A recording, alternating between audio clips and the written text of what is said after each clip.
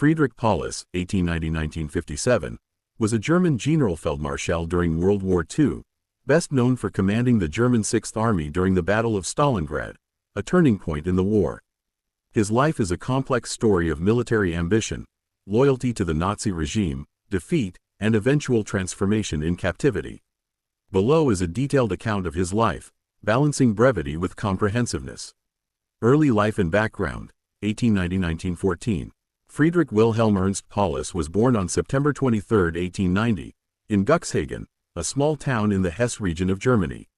His father, Ernst Alexander Paulus, was a modest schoolteacher and later a treasurer, and his mother, Bertha Nettelbeck, came from a family of minor civil servants. Paulus grew up in a middle-class, non-aristocratic family, which was significant in the class-conscious German military establishment, where noble lineage often aided career advancement. He briefly attempted to join the German Imperial Navy in 1909 but was rejected, possibly due to his lack of noble status.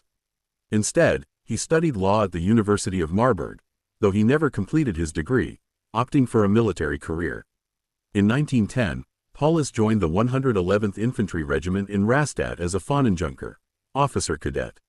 His early military service was unremarkable but diligent, setting the tone for his reputation as a meticulous staff officer rather than a charismatic field commander. Early military career in World War I, 1914–1918. When World War I broke out in 1914, Paulus served as a junior officer in the 111th Infantry Regiment, which saw action on the Western Front. He was wounded early in the war and contracted typhus, which sidelined him for much of the conflict. After recovering, he served in staff roles, gaining experience in logistics and planning but seeing little frontline combat.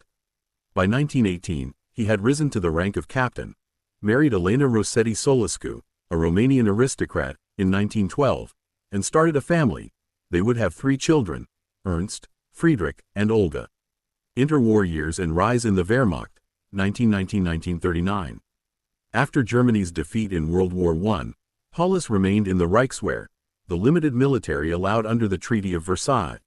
He served in various staff roles, honing his skills in strategy and administration. His marriage to Elena, whose aristocratic connections opened doors, helped him navigate the conservative officer corps despite his lack of noble birth.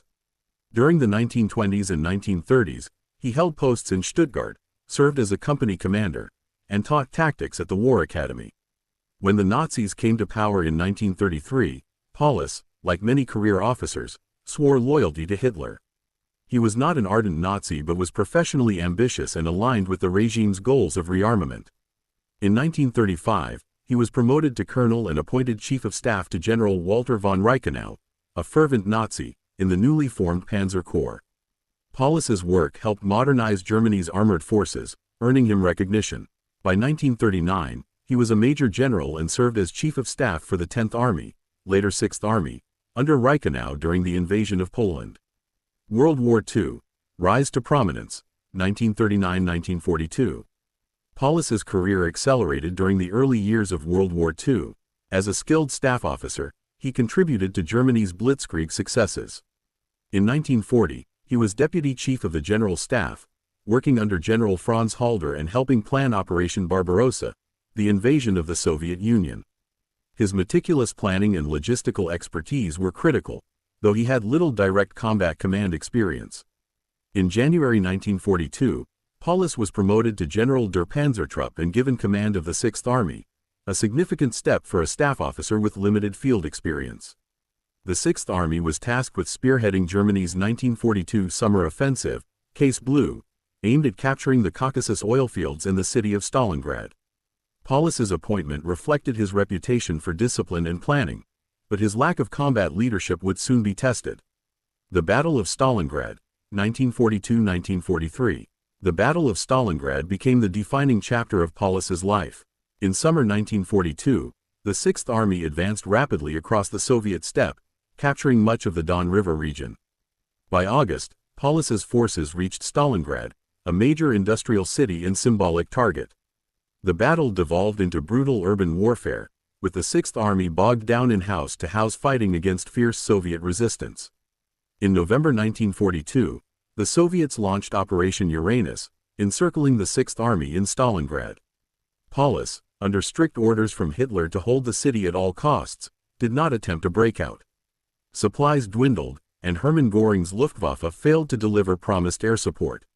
Paulus's requests for greater autonomy were denied, and his army, numbering over 250,000 men, was trapped. On January 31, 1943, facing starvation, disease, and overwhelming Soviet forces, Paulus surrendered. On January 30, Hitler had promoted him to Generalfeldmarschall, expecting him to fight to the death or commit suicide, as no German field marshal had ever surrendered.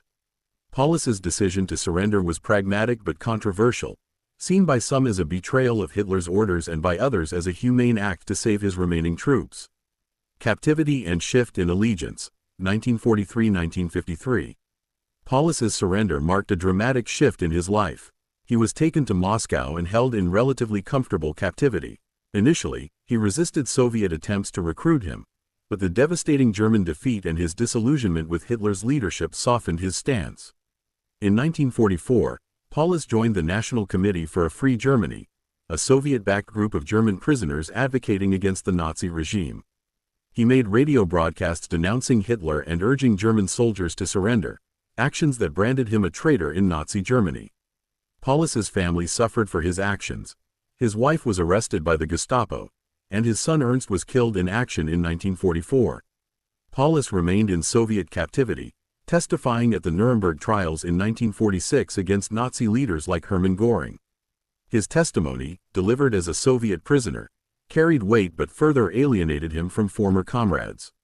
Post-war life and legacy, 1953–1957. Paulus was released from Soviet captivity in 1953 and settled in Dresden, East Germany, under the communist regime. He worked as a civilian inspector for the Volkspolizei, People's Police, and lectured on military history, living a quiet life under surveillance. His health deteriorated, possibly due to the stress of Stalingrad and captivity. In 1956, he was diagnosed with amyotrophic lateral sclerosis, ALS, and he died on February 1, 1957, at age 66. His wife had died in 1949, and he was survived by his daughter Olga and son Friedrich. Analysis and legacy. Paulus's life reflects the complexities of a professional soldier in a totalitarian regime. He was not a fervent Nazi but served Hitler loyally until Stalingrad's catastrophe forced a reckoning.